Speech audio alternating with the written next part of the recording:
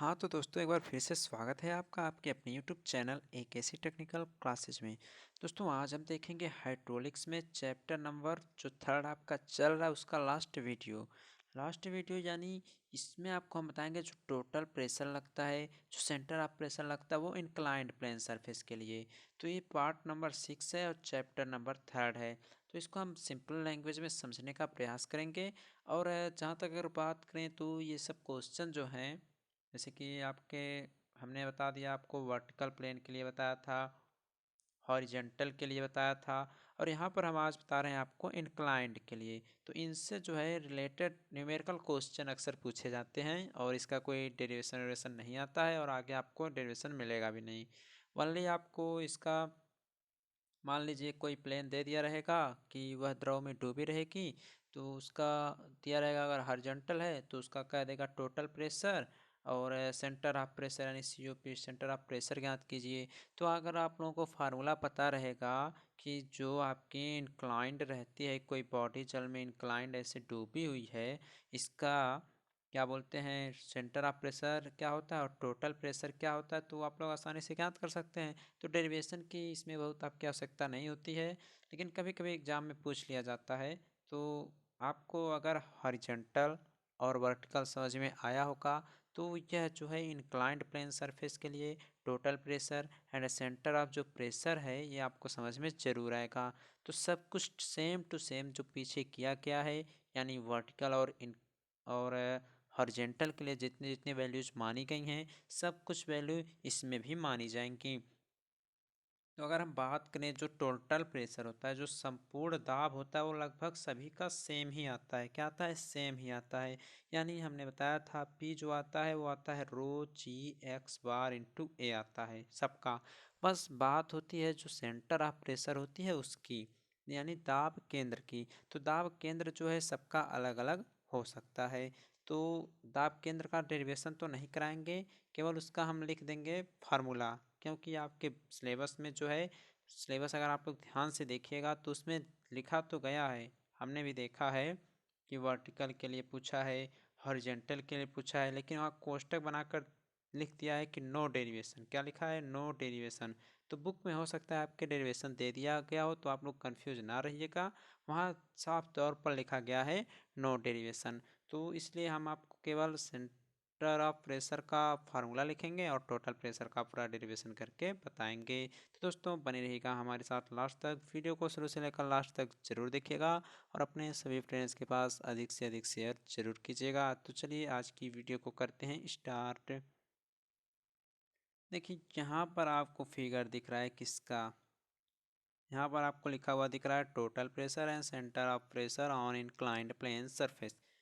देखिए फिगर जो है सही से तो बना नहीं है, तो जो ओरिजिनल फिगर है इसको हम आपको अभी बीच बीच में दिखा देंगे, या बीच में आप लोग अगर स्किप नहीं करते हैं तो शायद आपको दिख भी जाएगा वो जो ओरिजिनल फिगर है।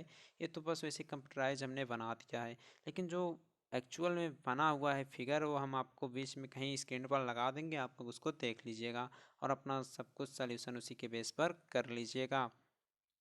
तो देखिए हमने आपको बताया था ये होता है आपका जो ऊपर का सरफेस है वो होता है फ्री लिक्विड सरफेस। क्या होता है आपका? वो होता है फ्री लिक्विड सरफेस। और क्या है, आपको हमने ये भी बताया था कि इंक्लाइंड बॉडी। तो देखिए आपकी यही इंक्लाइंड बॉडी है, यही इंक्लाइंड बॉडी है जो आपकी यहाँ ऐसे दिख रही है। क्या है? यही आपकी इंक्लाइंड बॉडी है, ध्यान से समझिएगा।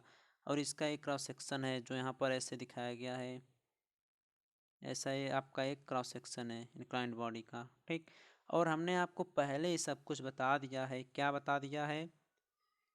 कि इसमें आप लोग जो सेंटर ऑफ प्रेशर यानी जो कैपिटल सी दिख रहा है यहाँ तक की दूरी को आप लोग क्या मानते हैं? एच बार मानते हैं। क्या मानते हैं? एच बार मानते हैं। ये क्या होता है?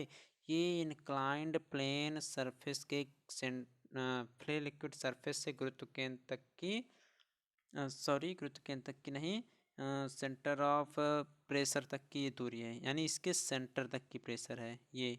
और सेंटर ऑफ ग्रेविटी यानी जो यहाँ जी दिख रहा है इसकी दूरी को हमने माना है क्या? यक्स बार। ये सब हम आप जब आपको हॉरिजेंटल और वर्टिकल पढ़ा रहे थे वहाँ पर बहुत डिस्कस किया है हमने, तो उस सब वीडियो को देखिएगा अगर ये समझ में नहीं आएगा तो। यहाँ पर देखिए सेंटर ऑफ ग्रेविटी तक की दूरी फ्री लिक्विड सरफेस से x बार मानते हैं। और क्या माना जाता है, जो आपकी बॉडी है, जो एक स्ट्रिप मानी गई है, जो आपने एक स्ट्रिप माना था, वहाँ तक की दूरी को हम मानते हैं क्या, वहाँ तक की दूरी को हम मानते हैं x। क्या मानते हैं, x मानते हैं। तो देखिए यही तो थी आपकी, यही एक इसमें बॉडी है, तो यहीं पर एक कोई स्ट्रिप यहाँ पर काट ली गई है। यहाँ तक की टोटल दूरी क्या है आपकी, x है। तो इस प्रकार से अब इसको हम थोड़ा और आगे देखते हुए चलेंगे। ठीक, द्रव के सतह तल से जो इसका एक क्या बोलते हैं, स्ट्रिप द्वारा जो क्षेत्रफल काटा गया, यहाँ तक की जो गहराई है वो क्या है आपकी, स्मॉल x है। तो हमने आपको बताया था कि जब प्रेशर इनसाइड लिक्विड यानी द्रव के अंदर जो ताप तीव्रता का मान होता है वो क्या होता है, रो जी एच होता है। क्या होता है, रो जी एच होता है।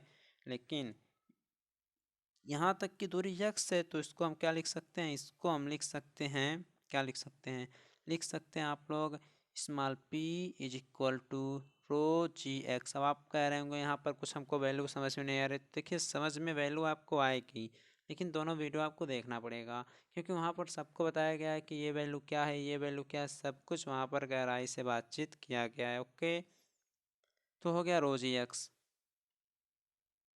ठीक, अब क्या करना है, अब इसको हमें सॉल्व करना है आगे। तो जो आपकी स्ट्रिप पे मानी गई है, मान लीजिए इस स्ट्रिप को हमने नाम दे दिया, कोई नाम दे दीजिए आप लोग, मान लीजिए यम नाम दे दिया। तो देखिए अभी जो प्रोसेस आपका चल रहा है, जो आपका टोटल प्रेशर की बात हो रही है, ये सब सेम टू सेम पिछला जो वर्टिकल था उसी के बेस पर चल रहा है, क्योंकि कुछ भी चेंज इसमें नहीं है। ओके, और आपको ये भी पता है कि जो स्मॉल p होता है इज इक्वल टू होता है D P upon D A होता है। क्या होता है, D P upon D A होता है। हमने आपको ये सब पहले ही बता दिया है। कब बताया है, अगर आपने वीडियो अच्छे से नहीं देखा होगा तो समझ में आएगा भी नहीं। तो यहाँ से क्या होगा, यहाँ से आपको मिलेगा d P is equal to p into D a. क्या मिल जाएगा, D P is equal to p into D a. तो आपको मिला d P is equal to p into D a. तो P बराबर हमने क्या लिखा था, रो जी एक्स लिखा था, तो रो जी एक्स इंटू डी ए मिल गया। डी पी इक्वल टू, तो इसको मान लीजिए अगर इक्वेशन नंबर फर्स्ट है तो इसके बोथ साइड का हम इंटीग्रल कर लेंगे। तो इंटीग्रल हो जाएगा D P is equal to integration of क्या होगा, rho ji X into D A, rho ji X into D A हो जाएगा। फिर बराबर रो जी आपका बाहर हो जाएगा, integration of x into D A हो जाएगा। अब moment of inertia first method हमने आपको पढ़ाया था, सॉरी पढ़ाया तो नहीं है, लेकिन अगर आपने सेकंड सेमेस्टर में मोमेंट ऑफ इनर्शिया और सेंटर ऑफ ग्रेविटी पढ़ा होगा मैकेनिक्स में, तो आपने पढ़ा तो होगा नहीं, अगर पढ़ा होता ध्यान से तो आपको समझ में आता कि अगर कहीं पर x इंटू डी ए होता था तो moment of inertia first method से यह हो जाता था x बार इंटू ए हो जाता था। क्या हो जाता था, x बार इंटू ए हो जाता था। और अगर नहीं रहता था तो क्या करते थे, या मान लीजिए आपको नहीं याद है, कुछ भी नहीं याद आ रहा, तो इसको सॉल्व कैसे करेंगे। तो इसको सॉल्व कैसे करेंगे, इसके लिए हमने जो आपको वर्टिकल वाला प्लेन पढ़ाया था उसमें इसका पूरा क्लियरली क्या बोलते हैं डेरिवेशन करके वहाँ पर हमने पढ़ाया है वर्टिकल में, तो उस वीडियो को देख लीजिएगा। ओके, तो आपका यहाँ से हो गया integration of d P is equal to integration of d P is equal to integration of sorry rho g into integration of x into D a. तो ये हो जाएगा P इज इक्वल टू क्या हो जाएगा, रो जी एक्स इंटू डी ए का x bar into ए। तो ये हो जाएगा टोटल प्रेशर की वैल्यू। तो बस आपका यहाँ तक हो गया तो समझ लीजिए आपका कंप्लीट भी हो चुका। ओके, ये हो गया सेंटर ऑफ प्रेशर। क्या हो गया, सेंटर ऑफ प्रेशर नहीं, सॉरी सेंटर ऑफ प्रेशर नहीं, ये हो गया आपका टोटल प्रेशर। ये हो गया टोटल प्रेशर का मान। अब आपको यहीं से निकालना रहता है सेंटर ऑफ प्रेशर की वैल्यू। हाँ, तो अब देखेंगे सेंटर ऑफ ग्रेविटी यानी COG, यानी सॉरी सेंटर ऑफ प्रेशर देखेंगे। क्या देखेंगे, सेंटर ऑफ प्रेशर। कैसे अब सेंटर ऑफ प्रेशर निकालेंगे, यानी दाब केंद्र कैसे निकालेंगे। तो हमने आपको बताया था कि इसका केवल फार्मूला ही आपको लिख लेना है और लर्न भी कर लेना है, क्योंकि इसी बेस पर आपके न्यूमेरिकल क्वेश्चन पूछे जाएंगे। हॉरिजॉन्टल के लिए सेंटर ऑफ प्रेशर क्या होता है, वर्टिकल के लिए क्या होता है और इंक्लाइंड के लिए क्या होता है। तो जो आपका इंक्लाइंड चल रहा है इसके लिए जो होता है वो होता है h bar is equal to होता है x bar plus I g sine square theta upon में आपका होता है एक्स बार इंटू ए। तो यहाँ पर ये सब क्या होते हैं, इन सब के बारे में थोड़ा जान लेते हैं। एच बार आपको पता ही होगा, एच बार क्या है। एच बार जो था आपका वो था सेंटर ऑफ प्रेशर तक की पूरी जो मतलब जो आपकी इंक्लाइंड बॉडी है जल में डूबी हुई है तो उसके सेंटर ऑफ प्रेशर तक की दूरी है एच बार।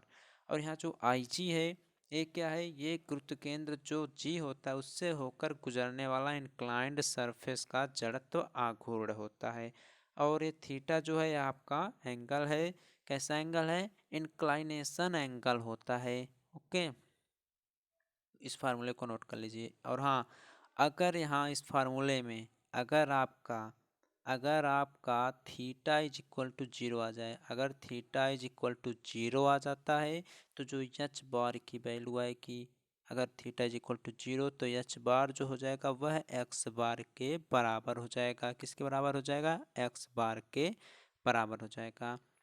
अगर इसमें थीटा इज इक्वल टू 90 अंश हो जाए तो क्या होगा, तो आपका क्या होगा, तो क्या होगा, देखिए फार्मूला नोट कर लिया होगा आपने। अगर थीटा इज इक्वल टू 90 अंश हो जाता है तो यहाँ से एच बार हो जाएगा x bar plus I ji upon x bar into ए, ये होगा। और इस समय जो होगा सेंटर ऑफ प्रेशर और सेंटर ऑफ ग्रेविटी के बीच की जो दूरी है वो सबसे ज़्यादा होगी। और अगर इसी समय अगर जब थीटा का मान 0 से 90 अंश के बीच रहेगा तब क्या होगा, तब यहाँ से एच बार आपको मिलेगा x bar plus I g sine square theta pawn में एक्स बार इंटू ए मिलेगा। तो देखिए कुछ स्पेशली कंडीशंस थे जिसको हमने स्पेशली आपको बता दिया है और यही सब आपके एग्जाम में अगर न्यूमेरिकल के तौर पर क्वेश्चन पूछे भी जाएंगे, इससे ज़्यादा कोई न्यूमेरिकल क्वेश्चन पूछा नहीं जाएगा। अगर सबसे हार्ड क्वेश्चन पूछा जाएगा तो इन्हीं सब से पूछा जा सकता है। ओके, तो दोस्तों आज के लिए बस इतना ही था। अब आगे जो है इस चैप्टर को हम यहीं पर समाप्त कर देते हैं। आगे हम नया चैप्टर स्टार्ट करेंगे, वहाँ पर सभी क्वेश्चंस आपको क्रम से बताए जाएंगे क्योंकि आगे के चैप्टर जो हैं वो सब थियरेटिकल हैं। ओके, तो चलिए आप लोग स्टडी करते रहिए, अच्छे से तैयार कीजिए ताकि आप लोगों के अच्छे से मार्क्स भी आ सकें। मिलेंगे आप लोगों से हम अगली वीडियो में। धन्यवाद, स्टडी जरूर कीजिए।